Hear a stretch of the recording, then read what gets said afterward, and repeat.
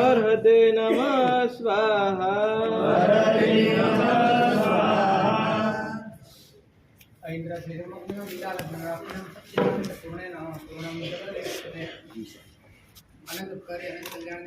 ધર્મચક્રવર્તી અહિંદ પરમાત્માના શાસનની અંદર થઈ ગયેલા મહોપાધ્યાય મહારાજ આપણને સમસ્ત પર પદાર્થોની ચુંગાલમાં ફસાયેલા આપણા પોતાના ચેતના તંત્રને સ્વતંત્રતા આપવાને માટે પોતાના સ્વરૂપ પૂર્ણતાનો ઉપદેશ.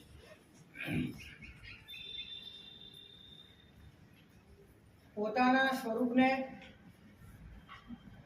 કેન્દ્રમાં રાખ્યા વિના, એને જાણ્યા વિના જીવે પરથી છૂટવાનો પણ પ્રયત્ન કર્યો છે, પરથી બંધાવવાનો પણ પ્રયત્ન કર્યો છે. પણ એ બંને પ્રકારનો પ્રયત્ન એને પરમાં બાંધનારો જ બને છે. કારણ કે કેન્દ્રમાં પર છે, કારણ કે પોતે પોતાના સ્વરૂપ તરીકે પરને જાણી રહ્યો છે અને પરને સ્વરૂપે જાણી રહ્યો છે, અને માટે પર સાથેના તમામ પ્રકારના એના વ્યવહારો એ એને માટે બંધન કરતા સાબિત થાય. અને જે મહાત્માએ જે નિકટ ભવ્ય જીવે, જે સમ્યક દ્રષ્ટિ જીવે કેન્દ્રમાં પોતાના સ્વરૂપને રાખીને, પોતાના જ્ઞાન સ્વરૂપ આત્માને રાખીને એને પૂતગલ સાથેનો લેવા મૂકવાનો જે પણ વ્યવહાર કર્યો છે એ તમામ વ્યવહાર એને માટે મુક્તિનું કારણ બને. આનો અર્થ એ છે કે પૂતગલ સાથેના છોડવા કે લેવાના વ્યવહારો એ એટલા બધા બંધન કરતા નથી જેટલા એના પ્રત્યેનો તમારા મૂળથી ઉપજનારો અભિગમ એ વધારે બંધન કરતા. મૂળથી ઉપજનારો અભિગમ એટલે કે તમે પોતે જ પર છો, તો હવે તમને પરની ક્યાંક ને ક્યાંક આંતરિક રીતે આવશ્યકતા ભાસે છે. તમને રિક્વાયરમેન્ટ લાગે છે, તમને જરૂરી લાગે છે, તમને સારું લાગે છે, તમને ઉપાદેય લાગે છે, તમને સારભૂત લાગે છે, તમને સુખભૂત લાગે છે. તો ત્યારે તમે એને મૂકો છો કે તમે લો છો, તમારો અંદરનો મૂળભૂત જે બીજ છે એ જ કરપ્ટ થયેલો છે.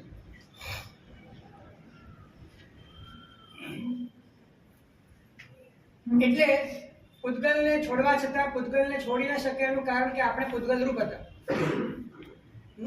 પૂતગલને છોડવા છતાં આપણે પૂતગલને છોડી ન શક્યા કારણ કે આપણે પોતે પૂતગલ રૂપ. અને કેટલાક ચરિત્રો એવા જોવા મળે છે કે જેમાં પૂતગલોની ભરમાર વચ્ચે, પછી એ ભરત ચક્રવર્તી હોય કે ગુણચંદ્ર પૃથ્વી સાગર હોય, પૂતગલની ભરમાર વચ્ચે હતા છતાં પણ એ પૂતગલને પકડી ન શક્યા કારણ કે ભીતરમાં એમનું જે મૂળભૂત બીજ હતું એ બીજ અત્યંત તાત્વિક હતું. તત્વોને જગાડવા માટે કંઈક તો પ્રયત્ન 100% કર્યો છે, પણ એ પ્રયત્ન એની આધારશિલા એ પોતાના સ્વરૂપની જાગૃતિ. પોતે કોઈ પણ પ્રયત્ન પોતાને કેન્દ્રમાં રાખ્યા વગર કરી શકે. કોઈ પણ જીવ, દુનિયાનો કોઈ પણ જીવ પોતાને કેન્દ્રમાં રાખ્યા વગર કોઈ પણ પ્રયત્ન ના કરે. તમે પણ જે પણ પ્રયત્ન કરી રહ્યા છો તમને કેન્દ્રમાં રાખીને જ કરો. આ નિયમ છે. તો હવે તમે તમને કેન્દ્રમાં રાખીને જે પ્રયત્ન કરો છો એ તમે, એ કોણ?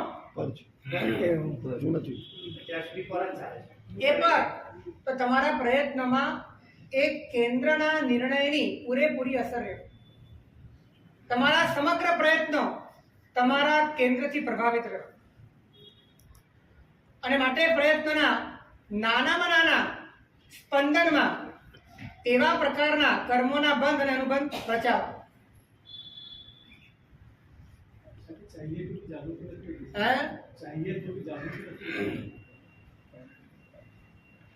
હકીકતમાં આપણે કદાચ જાગૃતિ માટે ચાહના રાખીએ છીએ પણ તત્વની ચાહના નથી રાખતા. જો તત્વની ચાહના રાખો તો જાગૃતિ આવી જશે. એટલે કે મૂળથી આપણે પોતે જે સ્વરૂપે છીએ એ સ્વરૂપ પ્રત્યે જ્યારે અંદરમાં એક એક્સેપ્ટન્સ આવી જાય, ભીતરની અંદર એક પ્રકારની એના પ્રત્યેની રુચિ કહેવાય જાય, પછી જાગૃતિ નથી રાખવી પડતી, જાગૃતિ રહે છે. આપણે જાગૃતિનો પુરુષાર્થ કરીએ છીએ. પુરુષાર્થ તત્વના સ્વીકારનો કરવા. તત્વના સ્વીકારથી જાગૃતિ આવી જશે.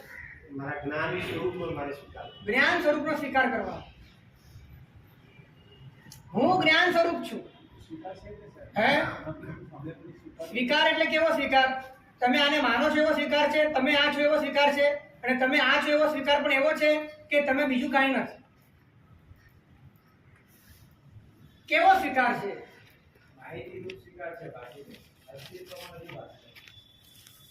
સ્વીકારનો અર્થ એ છે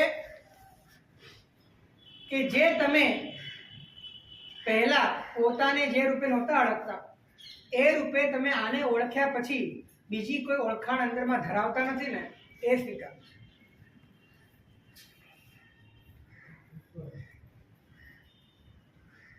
તમે તમારા માટે એકદમ ક્લિયર થઈ જાઓ કે આપણે આટલામાં જ આ સ્વરૂપ.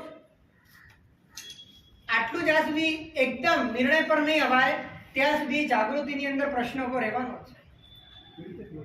હે? એ તો તમારા અંતઃકરણથી જ ખબર પડશે. ખૂણે કાંચરે પણ હજી તમને કોઈ આઈડેન્ટિટી બહારની ગમે છે કે નથી ગમતી? તમે એક સાથે બે ઘોડે સવારી કરવા માંગો છો કે શું છે?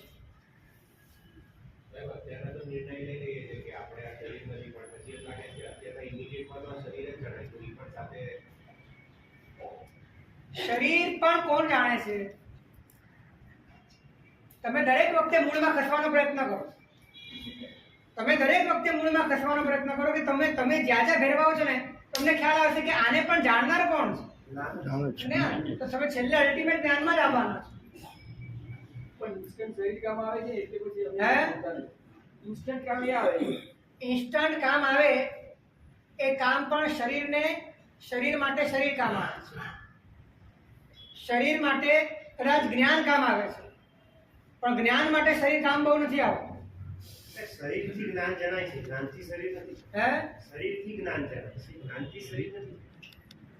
શરીરથી જ્ઞાન નથી જણાતું, જ્ઞાનથી શરીર જણાય છે. એવું આપ કહો છો, પણ અમારો અનુભવ ઊંધો છે. એટલા માટે જાગૃતિ નથી અને એટલા માટે નથી. શરીરમાં જાણવાની તાકાત ક્યાં છે? પણ એવું અનુભવાય છે કે શરીર જ છે. એ અનુભવનાર કોણ છે?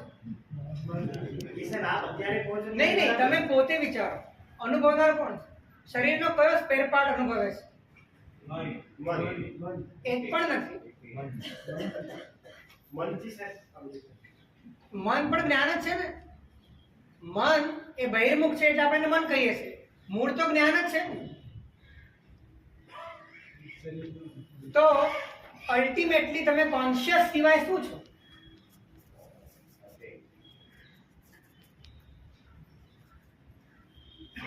આટલો જ્યાં સુધી અંદરમાં અસ્થિ મજ્જા નહીં થાય,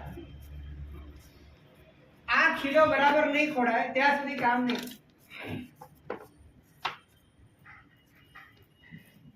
મન અંતર્મુખ થઈ જાય તો જ્ઞાન બની જાય. હે? મન અંતર્મુખ થઈ જાય તો એ જ્ઞાન થઈ જાય. જ્ઞાન બહિર્મુખ થઈ જાય એટલે મન થઈ જાય. ઓકે. દ્રવ્ય મન એક ઉદ્ગલ છે, પણ જે ભાવ મન છે એ તો જ્ઞાન જ છે. જે ભાવ ઇન્દ્રિય છે એ પણ જ્ઞાન જ છે. તો તમે જ્ઞાન છો એ વાત બાહ્યાત, કાલ્પનિક, બીજાના કહેવાથી સ્વીકારવાની, પરોક્ષ એવી છે જ નહીં. એકદમ પ્રત્યક્ષ તમારી સામે છે, એકદમ પ્રેક્ટિકલ છે.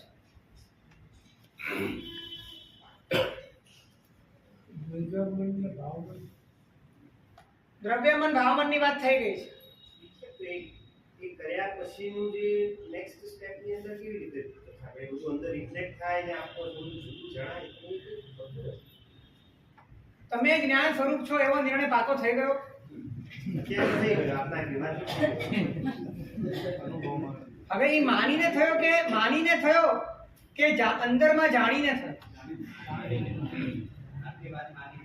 હા? અમારી વાત માનીને નહીં, તમે જાણીને સ્વીકાર કરો કે ખરેખર જે આ સંવેદના છે, જે આ મને અંદરમાં કોન્શિયસનેસ છે મારી, એ જ હું છું. આવું તમે જાણી શકો છો ને પછી તમે સ્વીકારો. તમે અમારા કહેવાથી ન માનો, કેમ કે અમારા કહેવાથી માનશો ત્યારે સ્વીકાર પણ તમારો કાલ્પનિક હશે. તમે પોતે રિયલાઇઝ કરો ને કે ખરેખર જ્ઞાન સિવાય મારામાં મારું બીજું અસ્તિત્વ શું હોઈ શકે. જો જ્ઞાન મારામાંથી કાઢી નાખવામાં આવે તો પછી આ આખું આ ચામડાનું માળખું, આ હાડપિંજર એ શું કામનું છે? પછી સાહેબ સેમ ઇન્દ્રિયો ક્યાં કઈ જોઈ શકે? ઇન્દ્રિયો પણ નથી જોઈ શકતી, શરીર પણ કોઈ સંવેદના ધારણ નથી કરતું. એ વખતે પડેલું દ્રવ્ય મન એનું પણ કોઈ કામ નથી. ભાવમન અને ભાવ ઇન્દ્રિય એ આત્માનું જ સ્વરૂપ છે. આત્માનું સ્વરૂપ છે, પણ એ થોડું વિકૃત છે. અત્યારે આપણને કદાચ શુદ્ધ સ્વરૂપ નથી મળતું, કઈ વાંધો નહીં, પણ આને લઈને તો નક્કી કરો કે હું માત્ર જ્ઞાન સ્વરૂપ છું. ભાવ ઇન્દ્રિય તો ન કહેવાય ને. ભાવ ઇન્દ્રિય કહેવાય ને. કેવી રીતે? આ બધી દ્રવ્ય, ચામડાની ઇન્દ્રિયો બધી દ્રવ્ય ઇન્દ્રિય છે. અને ભાવ ઇન્દ્રિય ભાવ ઇન્દ્રિય જ્ઞાન છે. આંખથી જુઓ છો તો આંખ એ દ્રવ્ય ઇન્દ્રિય છે, પણ આંખના માધ્યમે જે જુએ છે એ કોણ છે? જ્ઞાન. તો એ દ્રવ્ય ઇન્દ્રિય, ભાવ ઇન્દ્રિય છે. ખાલી જ્ઞાન સિવાય કોઈ ભાવ ઇન્દ્રિય નથી મતલબ. નથી. હમ. તો તમારી પાંચે પાંચ ઇન્દ્રિય, તમારું ભાવ મન બધું જ જ્ઞાન જ છે. સાહેબ, જ્ઞાનથી તો ખાલી જણાય ને, દેખાય કેવું? હે? જ્ઞાનથી તો જણાય ને, જ્ઞાનનો સ્વભાવ જાણવું છે. તો તમે દેખાવમાં કરો છો શું? જાણીએ. તમે દેખાવમાં શું કરો છો? તમે આંખથી જાણો છો, એને જોયું કહેવાય, બીજું કાંઈ નથી. બાકી તમે આંખથી પણ જાણો જ છો. અને જો દરેક ઇન્દ્રિયના શબ્દો જુદા પાડવાના હોય તો દરેકના શબ્દો જુદા જ છે. તમે આનાથી સાંભળો છો, આનાથી જુઓ છો, આનાથી સૂંઘો છો, આનાથી ચાખો છો, આનાથી અડો છો, પણ અલ્ટિમેટલી પાંચે પાંચ તમે જાણો જ છો. જાણો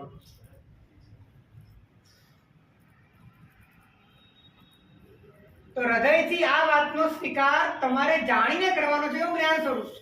અમારા કહેવાથી નથી કરવાનું, તમારે પોતે રૂબરૂ કરવાની છે આ વાત. તમારે અંદરથી જ આ વાતને હુબહુ સામ સામે જોઈને પ્રેક્ટિકલી સ્વીકાર કરવાનો છે કે હું જ્ઞાન સ્વરૂપ છું.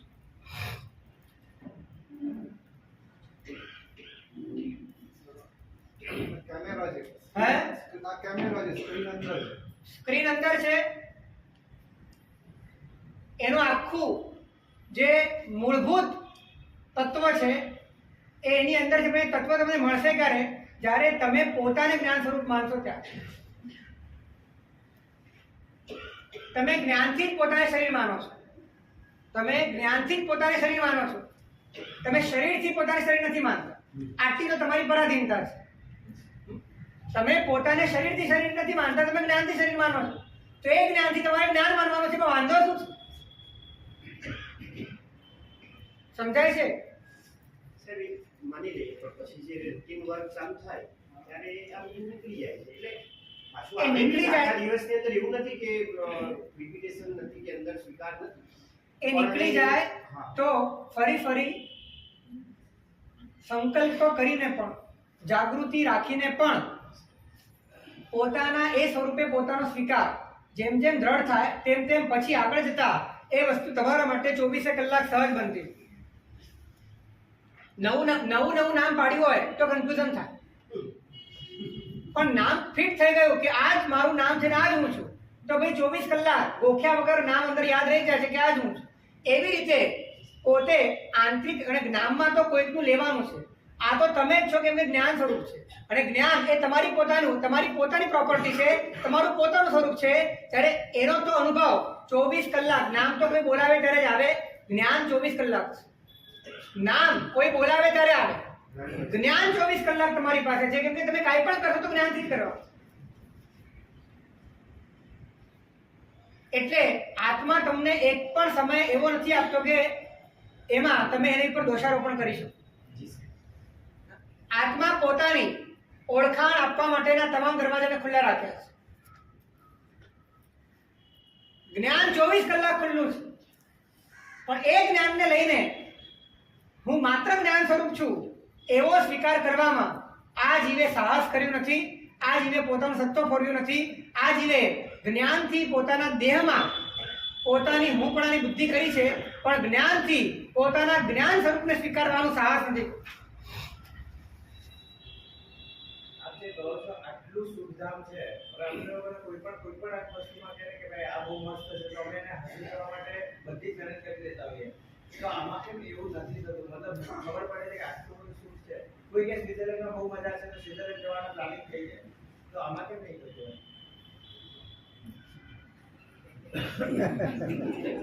હકીકત એ છે કે તમારી સુખની વ્યાખ્યા એ છે કે જેમાં પામવાની કોઈ સગવડ, જેમાં પામી શકાય એને તમે સુખ માનો છો. અને આમાં જ્ઞાનીઓની વ્યાખ્યા એ છે કે જે પામવું ન પડે તે સુખ છે. સમજાય છે? તમારી વ્યાખ્યા એ છે કે જે પામી શકાય તે સુખ છે. જ્ઞાનીઓની વ્યાખ્યા એ છે કે જે પામવું ન પડે તે સુખ. જમીન આસમાનનો ફરક છે, બિલકુલ વિરોધી છે. દુઆમાં બહુ બધા નાના ફરસ ભરી આત્મા બહુ વાગી ગયું. પછી શું બોલો છો? સમજાવે. એટલે શું? જ્ઞાન જ્યારે અંતર્મુખ થાય ત્યારે ભીતરમાં સમતા પ્રગટ થાય.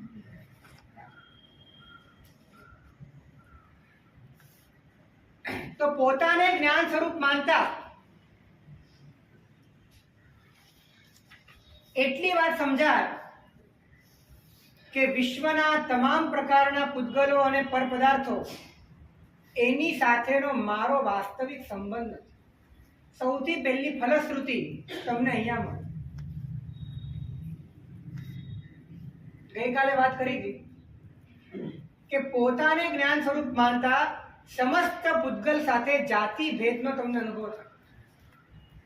તમારી જાતિ જ્ઞાનની અને પૂતગલની જાતિ વર્ણગંધર સ્પર્શવાળી, એને અને તમારે કોઈ જાતનું વેવલેન્થ મેચ થાય એવી નથી, કોઈ જાતનો સંબંધ થાય એમ નથી. અને જે જાતિ જુદી હોય તે સંબંધ પણ થઈ શકે નહીં. એટલે અંદરથી તમે એની સાથે હોવા છતાં આંતરિક રીતે તમારી જાતિ જુદી પડવાના કારણે એમાં હું પણ અને મારા પણ જે સંબંધ તમારો ઉભો થતો હતો, એમાં જે સારા પણ અને ખરાબ પણ સંબંધ ઉભો થતો હતો, એ બધો જ સંબંધ ધીરે ધીરે ખતમ થવા લાગે છે. કેમ કે તમે જ્ઞાન સ્વરૂપ સામેવાળાને જીવ તરીકે માનવું છે. હે? સામેવાળાને કોઈ બી જીવને જીવ તરીકે માનવું છે. તમે એને જે જીવ તરીકે માનો છો, સામેવાળાને તમે જીવ તરીકે માનો છો, તો એ જીવ તરીકે જીવને જોઈને માનો છો કે પૂતગલને જોઈને માનો છો? હે? જીવ છે એટલે જીવ, જ્ઞાન છે એટલે જીવ. એ વાત બરાબર છે, પણ તમારો એની સાથેનો કોઈ પણ પ્રકારનો સંબંધ જીવ તરીકેનો છે કે પૂતગલ તરીકેનો છે? એની પાસે જે પૂતગલ છે એને લઈને તમારો સંબંધ છે. કારણ કે તમારે ખપ પણ એનો જ, તમને જોઈએ છે પણ એ તમારો સ્વાર્થ પણ એની સાથે જ. અને તમને એટલા માટે જોઈએ છે કેમ કે તમે પોતે પણ જીવને ચાહીએ છીએ દુઃખ નહીં લાગે, બધા જીવોને ત્રાસ ન થાય એવી ભાવના તો છે. તમે કેવું જીવિત છો? જીવોને દુઃખ ન થાય એવી ભાવના તમને થાય છે, માટે તમે દ્રવ્ય દયાનો ખૂબ સારી રીતે પાલન પણ કરો છો. એટલે કોઈ જીવને શારીરિક પીડા થાય એનું દુઃખ તમારા હૃદયમાં થાય છે. પણ કોઈ જીવ રાગમાં આસક્ત હોય એના પ્રત્યે તમને ક્યારે દયા થઈ છે? તમારા જ ઘરનો કોઈક સભ્ય કોઈક વિષયની અંદર અત્યંત આસક્ત થઈને પાગલ બની જાય તો એના પ્રત્યેની ભાવ દયાથી તમારી આંખમાં ક્યારે આંસુ આવ્યા છે? શરીરને પડનારું દુઃખ તો એક ભાવનું છે, પણ આ રાગના કારણે થયેલી ભાવ પ્રાણની હત્યા અને એના કારણે થનારી દુર્ગતિની ભયંકર પરંપરા, એના કારણે દુઃખી થનારા જીવની જે હાલત થવાની છે એ દુર્દશા ભયંકર છે. જી સર.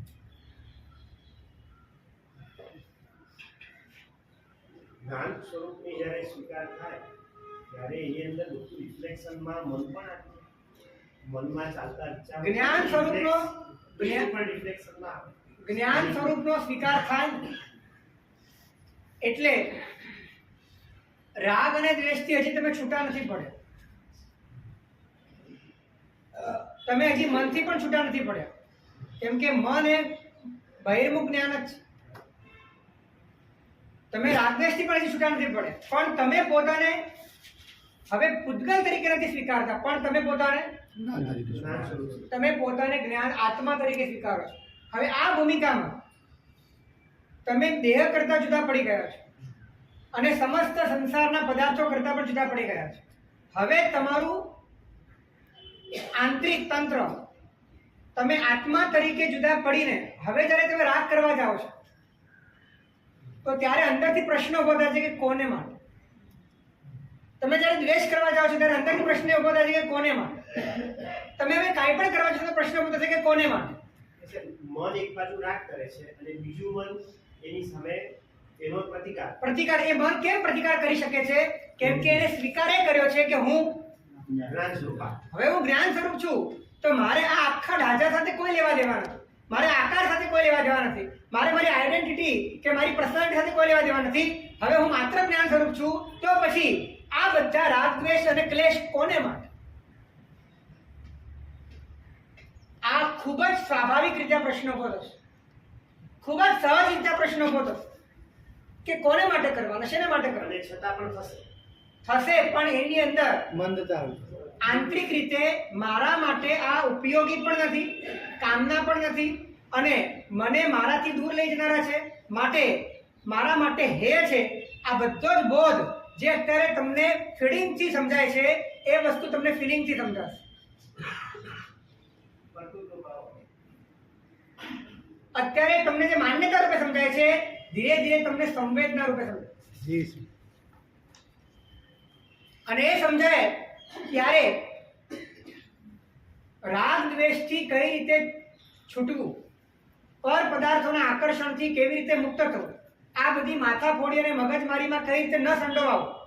પોતે હવે જ્ઞાન સ્વરૂપ છે, દુનિયા સાથે કોઈ લેવા દેવા એકચ્યુઅલમાં છે નહીં અને ખોટે ખોટી રીતે પોતે ભેરવાય છે, તો એને પોતાને ત્રાસ લાગે છે અને આ ત્રાસમાંથી મુક્ત થવા માટે પોતે પોતાનો બધો જ પુરુષાર્થ પોરવે છે અને પોરવતા પરમાત્માની વાણી મુજબ, જ્ઞાનીના વચન મુજબ પોતે પોતાની ચેતનાને બાહ્ય પદાર્થોના આકર્ષણમાંથી, રાગદ્વેષના રિફ્લેક્શનમાંથી પોતાને છોડાવવા માટે જે પણ પુરુષાર્થ કરવો પડે એ પુરુષાર્થમાં એનો આનંદ, એનો ઉત્સાહ દિવસે દિવસે બમણો થાય. જી સર. કારણ કે ભૂમિકા હવે બદલાઈ ગઈ. ત્રાસ તો લાગે છે. હે ત્રાસ તો લાગે છે. થઈ ગયા પછી ત્રાસ લાગે છે. ત્રાસ ક્યારે લાગે છે? થઈ ગયા પછી લાગે છે. પણ જ્યારે થતું હોય, જ્યારે થવાનું હોય ત્યારે પણ ત્રાસરૂપ લાગે અને એમાં પોતાનો કોઈ સ્વાર્થ સધાતો ન લાગે, બધું નિરર્થક લાગે, બધું ફાલતુ લાગે, બધું જ બોગસ લાગે. કેમ કે પોતે તો જ્ઞાન સ્વરૂપ છે, આ બધાની સાથે જોડાઈને એને પોતાનો કોઈ સ્વાર્થ સધાવવાનો નથી, તો શા માટે આ ભેજામારી કરો? આ વાત અંદરથી જ્યારે સંવેદનમાં આવે છે ત્યારે તમારો પુરુષાર્થ બહુ પ્રામાણિક રીતે ઉપડવાનો શરૂ થાય.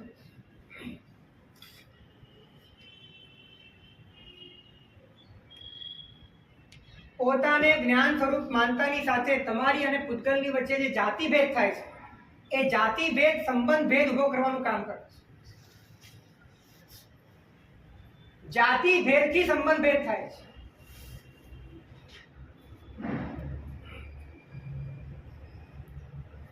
તમે એક મનુષ્ય તરીકે હો અને પ્રેમ કરવાની વાત હોય તો તમે પશુ સાથે નથી કરતા, કારણ કે જાતિ ભેદ છે. કોઈ પથ્થરને તમે પ્રેમ નથી કરતા, જાતિ ભેદ છે. તમે રાગ કરો છો, પ્રેમ નથી કરતા, સંબંધ બાંધતા નથી. સંબંધ બાંધવાની વાત ત્યાં આવે જ્યાં સમાન જાતિ. એ રીતે જ્યારે તમે જ્ઞાન સ્વરૂપ છો અને એ જ્ઞાન સ્વરૂપમાં વર્ણગંધ સ્પર્શ નથી અને જેમાં વર્ણગંધ સ્પર્શ છે એ પૂતગલ છે, તમે ચેતન સ્વરૂપ છો, બે વચ્ચેની જાતિ જ જુદી છે, ત્યારે સંબંધ કઈ રીતે બાંધવો એ બહુ મોટો પ્રશ્ન ઉભો થાય.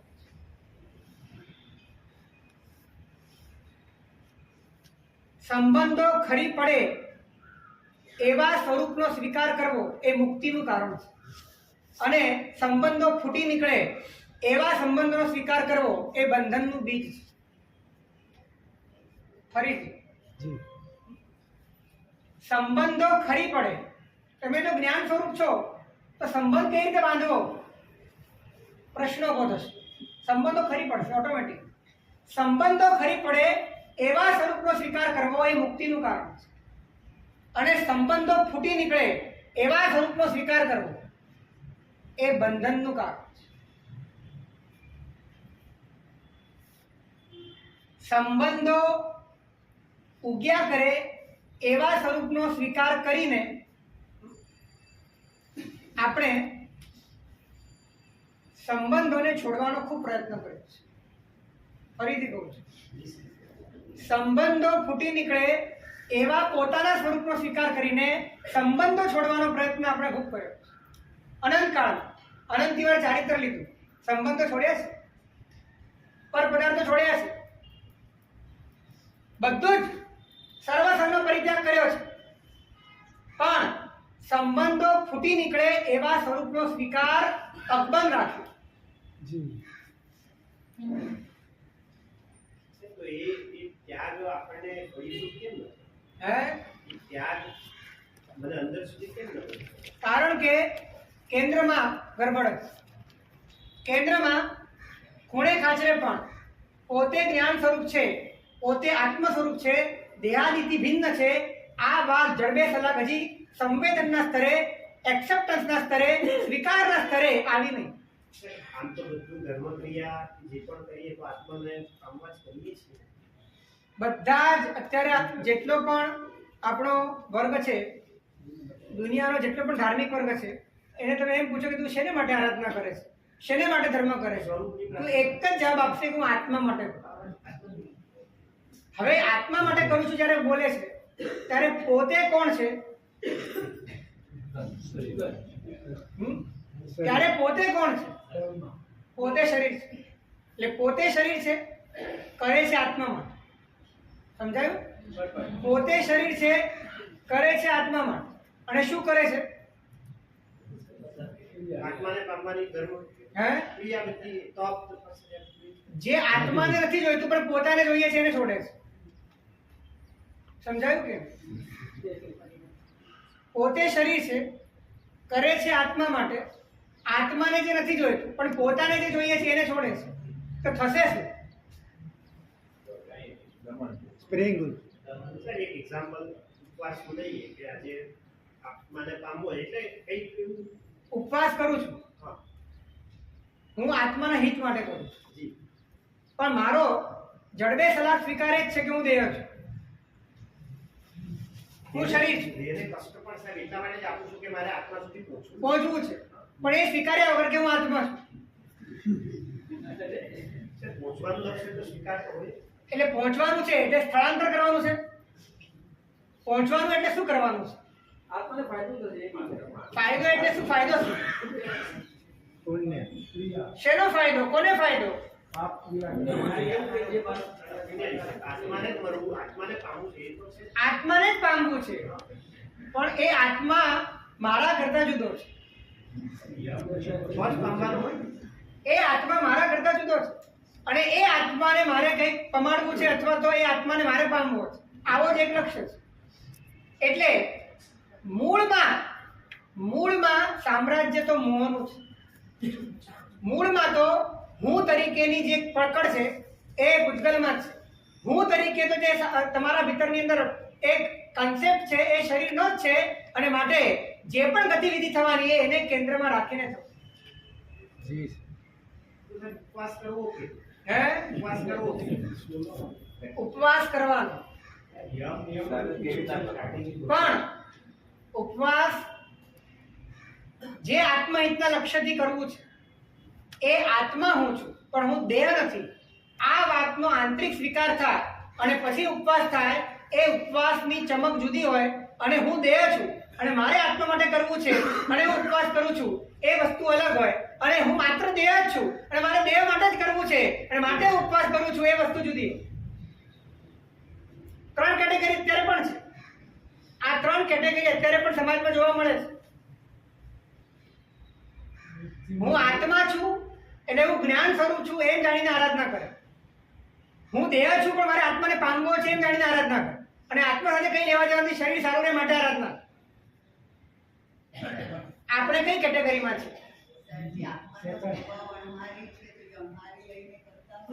શું કીધું? અનાહારી.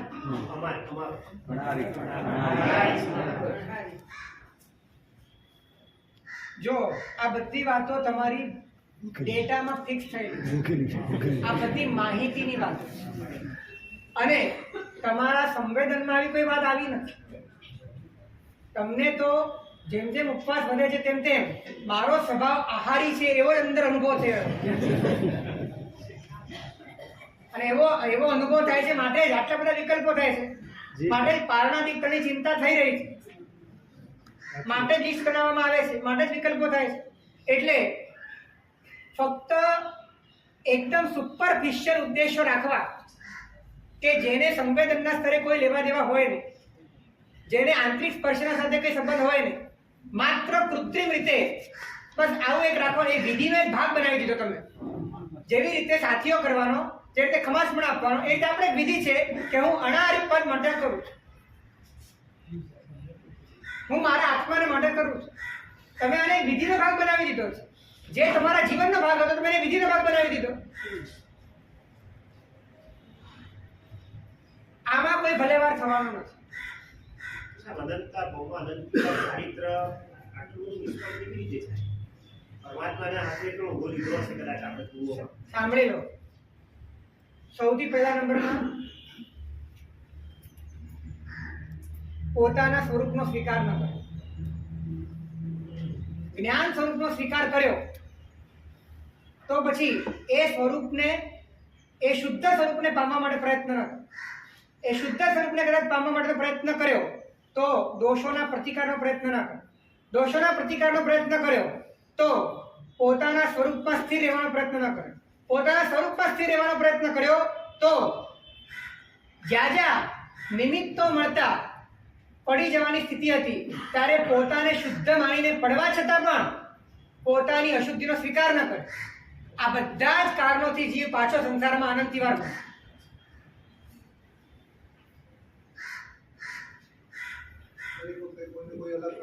દરેક વખતે કોઈક ને કોઈક અલગ કારણોથી જીવે પોતે પોતાની જાત સાથે છેતરામણી કરી છે. પણ મુખ્ય કારણ સૌથી પહેલું છે સ્વરૂપનું છે. અને આપણે જ્યાં અત્યારે ઊભા છીએ ત્યાંથી આપણે આગળ ચાલવા, અને આપણે અત્યારે અહીંયા જ ઊભા છીએ કે જ્ઞાન સ્વરૂપના સ્વીકારમાં જ આપણા ભીતરની અંદર દરિદ્રતા છે. એ સ્વીકાર જ પ્રોપર નથી થઈ રહ્યો. અહીંયાથી ઓફિસમાં છીએ પછી આ હું આત્મા છું શું કરું છું આવું બધું વિચાર કરતા હમણાં ફાયદો નહીં થાય, હમણાં કઈ લાભ નથી થવાનો. પછી એ નીકળી જાય. એવું પ્રોબ્લેમ ક્યાં આવે ને, રૂટીનમાં અમને જે કામ લાગે એ જ અમે કરીએ, શરીર જ કામ લાગે છે, એ મનનું બુદ્ધિ જ કામ લાગે. એક વાત કહું, આત્માર્થીને અને મુમુક્ષુને લાભ જેવી કોઈ વસ્તુ હવે એની દ્રષ્ટિમાં બચતી નથી. કોઈ લાભ નથી. કયો લાભ છે આ સંસારમાં? જે લાભ મૃત્યુ સાથે સમાપ્ત થઈ જવાનો છે, જે લાભ મળવા છતાં મળવાનો નથી, જે પ્રાપ્તિ થવા છતાં થવાની નથી, કેવળ સંયોગ અને જે તમને તૃપ્ત કરી શકવાની નથી, એવો લાભ મુમુક્ષુની દ્રષ્ટિએ કોઈ લાભ છે જ નહીં આ સંસારમાં. લાભ જેવું કશું જ નથી. માત્ર વ્યવસ્થા છે, માત્ર વ્યવસ્થા. એ વ્યવસ્થાને કદાચ પુણ્યના ઉદયમાં તમને સારી મળે, પાપના ઉદયમાં તમને થોડી ઘણી ખરાબ મળે, વ્યવસ્થાને તમે લાભ ન કહી શકો. સંસારમાં કોઈ ઉપલબ્ધિ નથી, કારણ કે જે ઉપલબ્ધિ તમારી સાથે સંબંધ ધરાવતી નથી એ ઉપલબ્ધિને ઉપલબ્ધિ કેવી કેમ? જે લાભ તમારી સાથે જોડાતો નથી એ લાભને લાભ કેવો કેમ? માન્યતા સાથે રોજે જવાનું કર્તવ્ય એવું કંઈ કરી લીધું પણ શ્રદ્ધામાં ઓલું જ રહેવું જોઈએ. ઓલું જ રહેવું જોઈએ. અને હું તમને એમ કહું કે તમે આંતરિક રીતે પોતાને જ્ઞાન સ્વરૂપ ગણીને 24 કલાક સંસારનો વ્યવહાર કરો ને તો પણ હું તમને કહું કે તમારા ભીતરમાં જે ક્રાંતિ સર્જાશે ને એ અજીબો ગરીબ હશે, અદ્ભુત હશે. તમારું આખું જીવન પલટાઈ જશે, તમારો નજરિયો ફરી જશે. તમને એમ લાગશે કે આ દુનિયાના જ આપણે નથી અને આ દુનિયામાં રહેવાનું છે. તો રહેવાનું છે તો ત્યાં પણ અંતરથી વિવેક ઉભો થશે, અંતરથી સંયમ આવશે, અંતરથી એક અલિપ્તતા અને નિસંગતા આવશે. જી સર. જેટલું જ્યાં કર્મના ઉદય કરવા યોગ્ય હોય ત્યાં પણ તે અત્યંત સભાનતાપૂર્વક થશે, કેમ કે તમે જુદા છો. આ વાત પ્રતિક્ષણ તમારા ભીતરની અંદર જાગી રહી છે.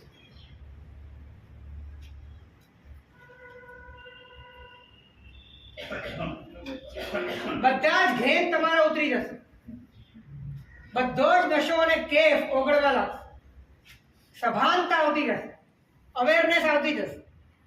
વચ્ચે કોઈ સ્ટેપ મિસિંગ હોય ને એવું લાગે, કારણ કે આમાં શું થાય છે કે આ હાથમાં આવતું નથી ને આ છોડી દેવાનું, એટલે આનું એટલે ને કે ઘોડો બીગો અને ગોપાળની ગોળો એવી પરિસ્થિતિ સરાઈ જાય છે કે ક્યાંક હજુ કોઈ એક વચ્ચે સ્ટેપ મિસિંગ છે કે આ એક એવી સ્થિતિ આવી જોઈએ કે એક સ્ટેપ બાય સ્ટેપ તમારા હાથમાં બધું જ આવતું જવું જોઈએ. સાંભળો મારી વાત. જ્યારે બધું જ આમાં તમારા હાથમાંથી કંઈ જતું જ નથી, આમાં તમારા હાથમાંથી કાંઈ જતું નથી. શું જાય છે તમારા હાથમાં? એટલે અત્યારના આપણે ઇન્દ્રિયો સાથે લઈને ઇન્દ્રિયના વિષયને છોડી દેવાની વાત છે. છોડવાની વાત નથી કરતો, હજી આ સમજવામાં ગડબડ થઈ રહી છે. તમને કશું જ છોડવાની વાત મેં કરી નથી અત્યારે. એમાંથી રસ કાઢી નાખવો એટલે એક છોડી દેવાની જ વાત થઈ ને. રસ કાઢવાની વાત પણ મેં પછી છે. અત્યારે વાત આપણી ચાલી રહી છે કે તમે તમારા પોતાના જ્ઞાન સ્વરૂપનો સ્વીકાર કરો, એમાં શું વાંધો છે? સ્વીકાર કર્યા પછીની વાત છે કે એકવાર ચલો સ્વીકાર કીધું કે તમે આ જે પણ અનુભૂતિ થઈ હજી અનુભવ થયો નથી, હજી અનુભવ થયો નથી.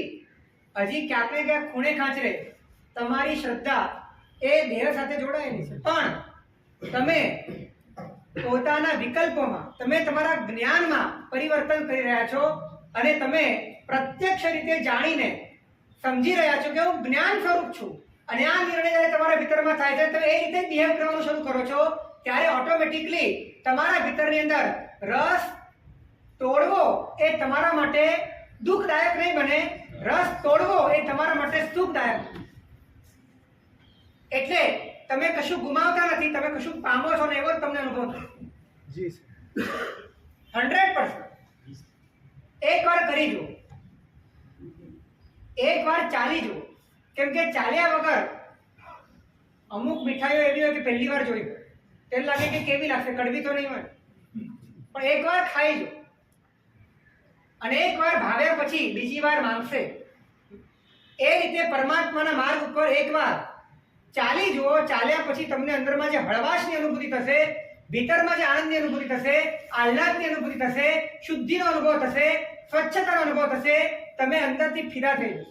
આમાં વિશેષ સર્કલ નથી કે આ કરીએ તો આ થાય ને આ કરીએ તો આ. તમે આ છોડો તો આ તમે પામી શકો, તો અહીંયા વાત એવી અને આ તમે પામો તો તમે આ કરી શકો એવી વાત છે. વિશેષ સર્કલ થઈ ગયું ને એ સર્કલ સંસારમાં પણ છે,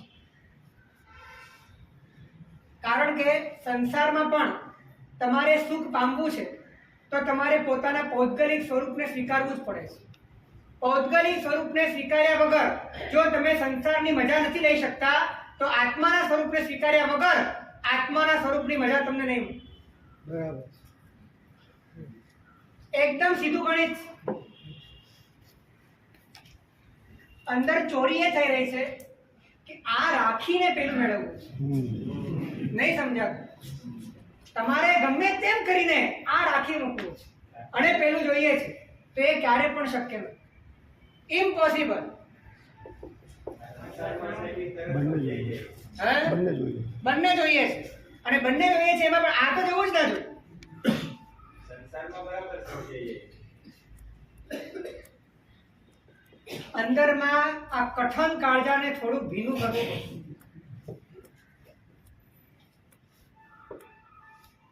4 મહિના સુધી વરસાદ પડે અને જમીન પોચી ન થાય,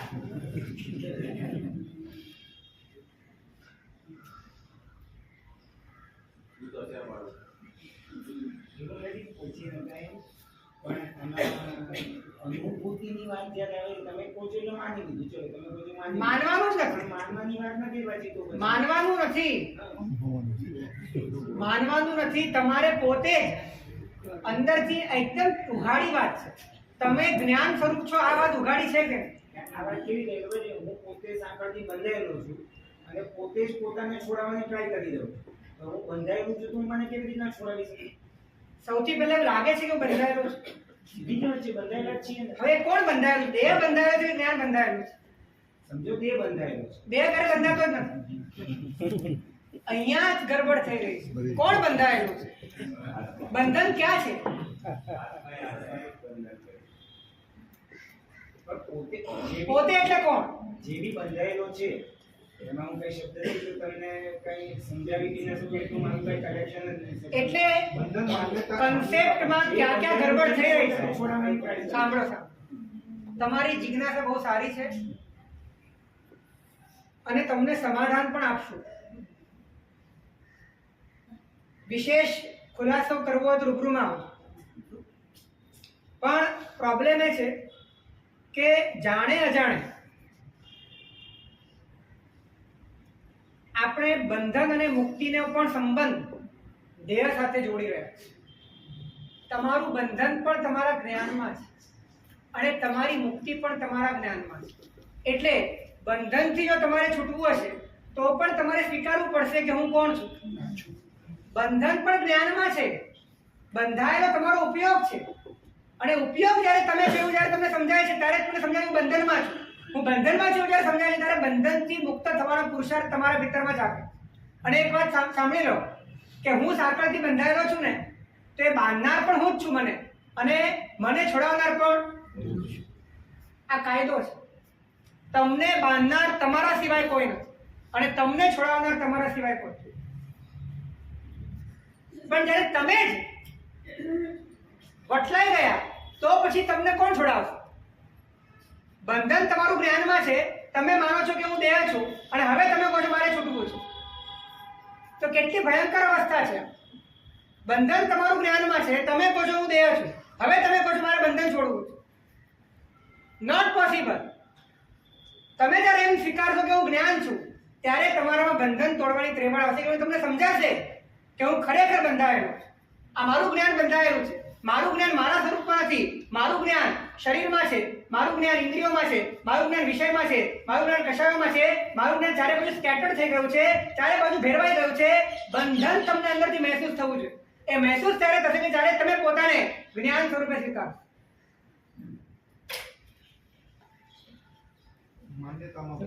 અત્યારે પણ તમારા ભીતરમાં જે પણ બંધનની વાત છે, હકીકત તો એ છે કે હજી આપણને બંધન પણ બંધન લાગતું જ નથી. આપણે બંધાયેલા છીએ એવું ક્યાં લાગે છે આપણને?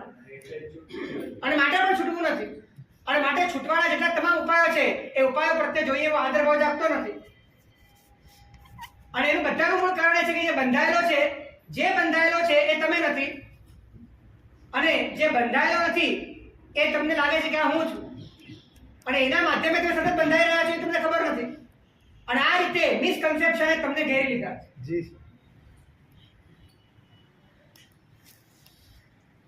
વર્ષોથી આ જ માન્યતામાં જીવીએ છીએ, એના માટે પ્રેક્ટિકલ શું કરવું? રોજ પ્રેક્ટિકલ જ ચાલુ છે. રોજ પ્રેક્ટિકલ ચાલે છે. થોડુંક લોજિક લગાડો, થોડીક બુદ્ધિ કસો, થોડીક અણી કાઢો ને તો બધું સમજાયું છે. બહુ લાંબે પણ જવાનું નથી. સ્વીકાર થયા પછી પણ રસ તો અંદર પેલી બાજુ થોડો તો જાય છે. સ્વીકાર થયા પછી રસ તો જશે, પણ રસને તોડવાનું પરમ સામર્થ્ય આવશે. રસને તોડવું વ્યાજબી લાગશે, રસને તોડવાની સાર્થકતા લાગશે, રસ તોડવું તમને તમારા હિતમાં લાગશે, અને રસ વધવું, રુચિ વધવી, અંદરમાં એના પ્રત્યે લગાવ વધવો, એ બધું તમને તમારા અહિત તરીકે દેખાશે. આટલું દેખાવા લાગે ને એટલે સમજવાનું કે તમારો પુરુષાર્થ એકદમ રાઈટ ટ્રેક પર ચાલી રહ્યો. તમને અત્યારે દેખાતું નથી. અત્યારે રસ તમારો સંસારમાં છે, તમને એમાં આનંદ જ આવે છે. તમારો રસ સંસારમાં વધે, પૂતગલમાં વધે, એમાં તમને સુખની અનુભૂતિ થાય છે, એમાં તમને સારા જ લાગે છે, એમાં તમને લાગે છે કે ખરેખર જીવનનો આનંદ છે.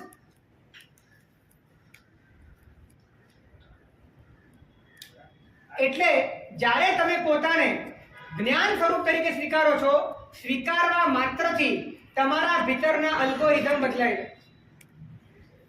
બધી ડિઝાઇન બદલાઈ જાય છે, બધા સિદ્ધાંતો બદલાઈ જાય છે, બધા જ ભેદ બદલાઈ જાય છે. આ બહુ જ કઠણ છે. હું શુદ્ધ સ્વરૂપ આત્મા છું એવું માનવું સહેલું છે, પણ હું જ્ઞાન સ્વરૂપ છું ને એ માનવું બહુ કઠિન છે.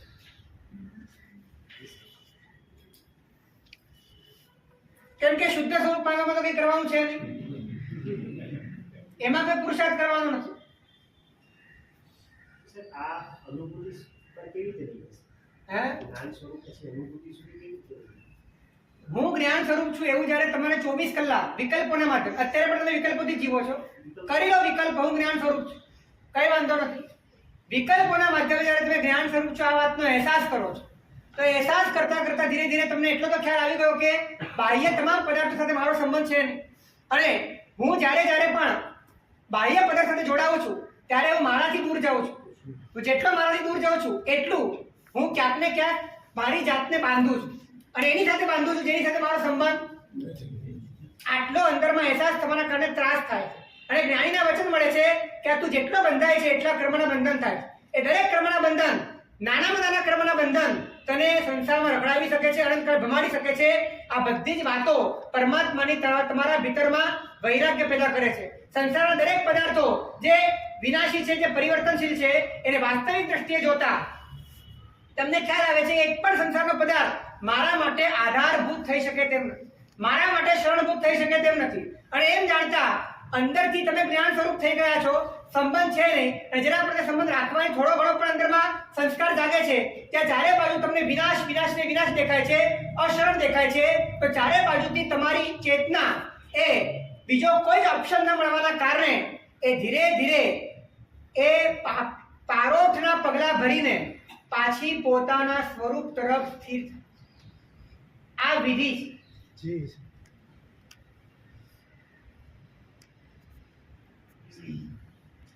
આમાં ક્યાં સવાલ છે? આમાં ક્યાં પ્રશ્ન છે?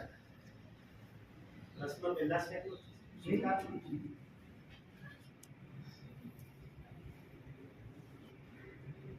સમય થઈ ગયો છે.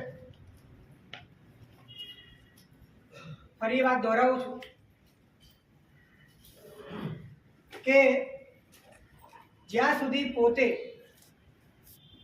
પોતાને જ્ઞાન સ્વરૂપ તરીકે નથી સ્વીકારતો ત્યાં સુધી સંબંધો છોડવા છતાં છૂટતા નથી. અને જ્યારે પોતાને જ્ઞાન સ્વરૂપ તરીકે સ્વીકારવાનું શરૂ કરે છે ત્યારે સંબંધો બાંધવા છતાં અંદરથી બંધાતા નથી. આટલો બધો મહિમા લક્ષણો છે, અને એ લક્ષણના માધ્યમે પુરુષાર્થ જ્ઞાનીઓએ બતાડેલો રસ રુચિને તોડવાનો, વૈરાગ્ય વધારવાનો કેટલો બધો સાર્થક જણાય છે, કેટલો બધો સુખરૂપ જણાય છે, કેટલો બધો હિતકર જણાય છે, કેટલો બધો મધુર લાગે છે. અને એના કારણે પોતે અંદરથી કેટલો આરોગ્યનો અનુભવ કરે છે. આરોગ્ય બોહિ લાભમ સમાયવર ઉત્તમમ દિંતુ, એ વાત લોકસની તમને આંતરિક સંવેદનમાં પ્રગટ થાય છે, અને એના માધ્યમે તમને ભાવ પ્રાણનો સ્પર્શ થાય છે. માટે પોતાના જ્ઞાન સ્વરૂપનો નિર્ણય કરવો એ સાધનાનું પ્રથમ સોપાન છે. અને એના માધ્યમે આગળ શું થાય છે બધી વાત અગ્રે જીરાજના વિરુદ્ધ કંઈ પણ બધા question. શિવમસ્તુ સર્વ જગત પરહિત નિરતા ભવન્તુ ભૂતગણા દોષ પ્રયન્તુ નાશં સર્વત્ર સુખી ભવતુ લોક.